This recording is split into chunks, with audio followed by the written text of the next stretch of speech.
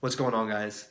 So in this video, what I'm going to talk about is something that is super important to me, and when I started implementing this, it really changed my life. So in a way that I could break it down to you, I have here two categories. So in this category, fire, I'm going to be talking about training methods, specifically primal movements, what the body naturally does on its own, and water type elements, healing, recovery type elements. So let's talk about the fire. What is the fire? Well, for me, it really is an extension of yourself. The fire is going outside externally and participating in that thing, whether it be rock climbing, martial arts, running. These are just to name a few.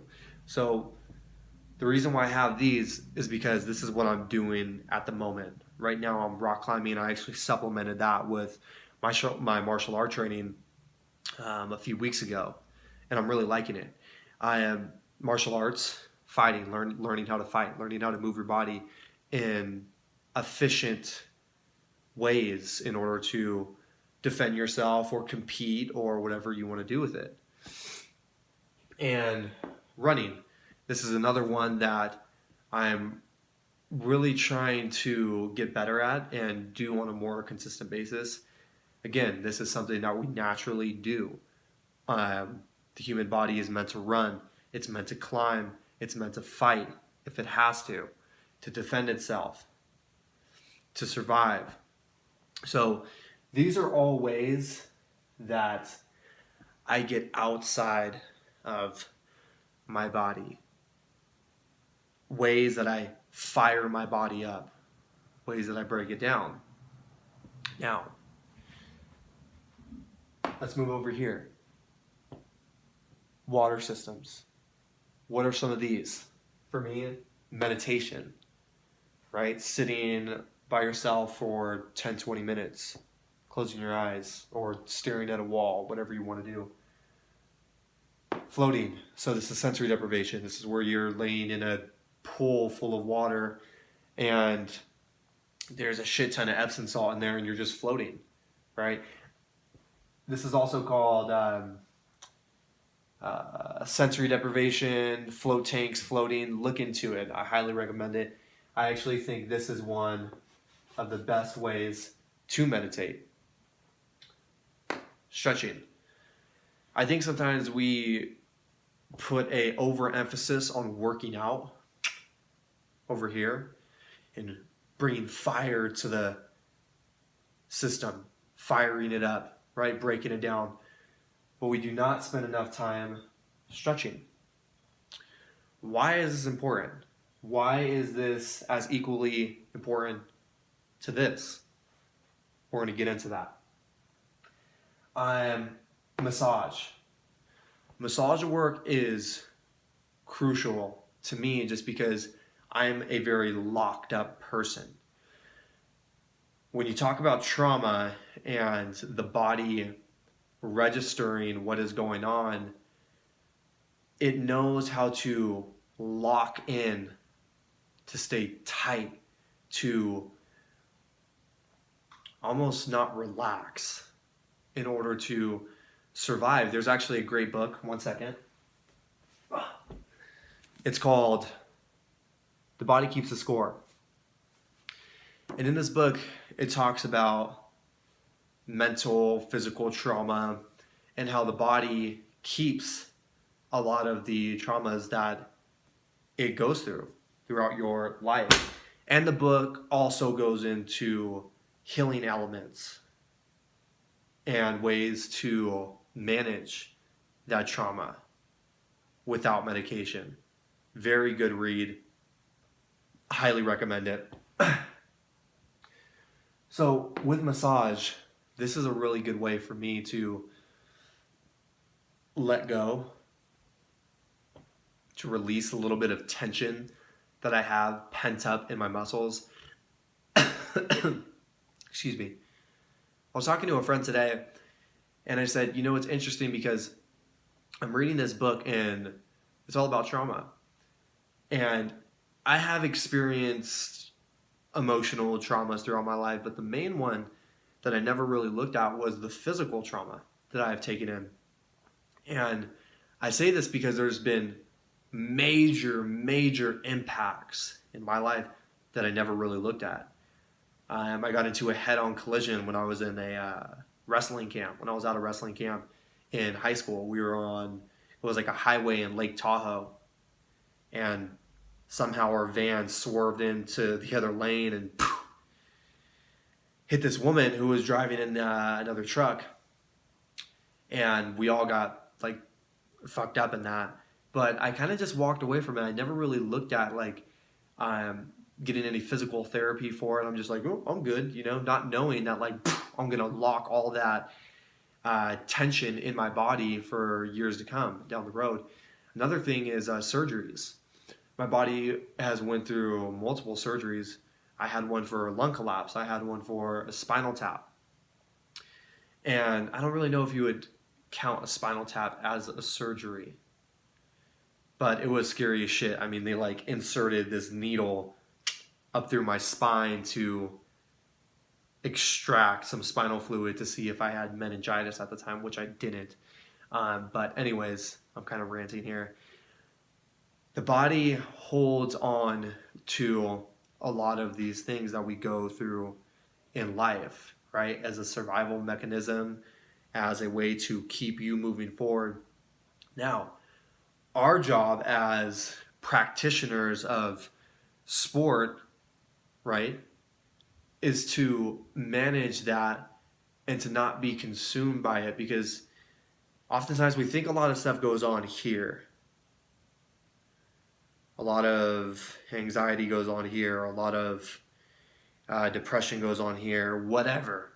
But we fail to recognize what goes on in these layers, in the body, the neck below. This is why it's crucial to have both fire and water elements. For me, fire elements really put me in to the moment. They really immerse me into something external, into something outside of myself. Water, cooling elements bring me back into myself. And again, not only is it good for recovery, because I mean, that's like a very vague term that we like to use, recovery. Well, recovering from what? From a fucking workout? Well, everybody goes through trauma. Everybody has some type of traumas that they've been through. I think a lot of our actions are motivated from previous traumas that we have been through. A lot of the characteristics or the masks that we put on are because of what had happened to put that mask in front. I hope I'm making sense here. So again, water recovery, going inside the body. Over here, fire. I like to focus on more primal type movements. I did weightlifting. I've done track, football, volleyball, wrestling, boxing. I've done so many sports, and I found so far that these are some of the best for me at this point in my life. Rock climbing, martial arts. And by the way, if these are super tiny, you can't really see them. It says Brazilian Jiu-Jitsu, Muay Thai, wrestling. Any way to move your body in a means to get you going, to get you outside of your head that you're constantly trapped in, and get out here, right? Out here. Both of these things, whether you are consumed in this world or consumed in this world, when you put them together, that is when I believe that your heart and your mind can really start connecting. We use so much of this on a day-to-day basis. Make money, eat food, do this, do this, do this, do this, do this. But when we come back to ourselves, not only when it comes to training, not only when it just comes to recovery, but when we come back in here and get out of our heads a little bit, that is when trust happens. That is when you are more expansive, more energetic, more light, more calm.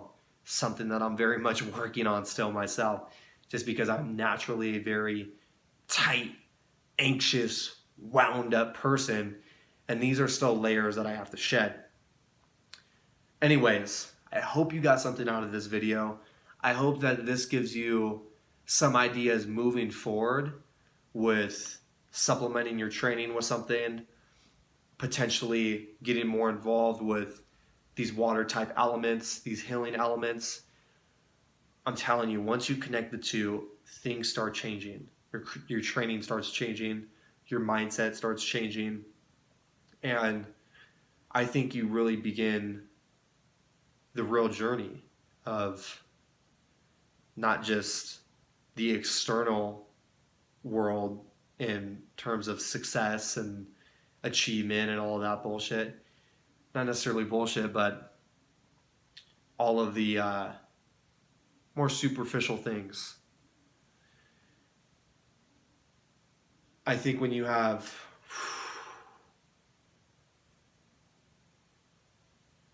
something that's driving you from the inside, when you start to let go and you start to love yourself and forgive yourself in a lot of ways, that's when things become more real, less shallow, less superficial, and sometimes you can even put down that mask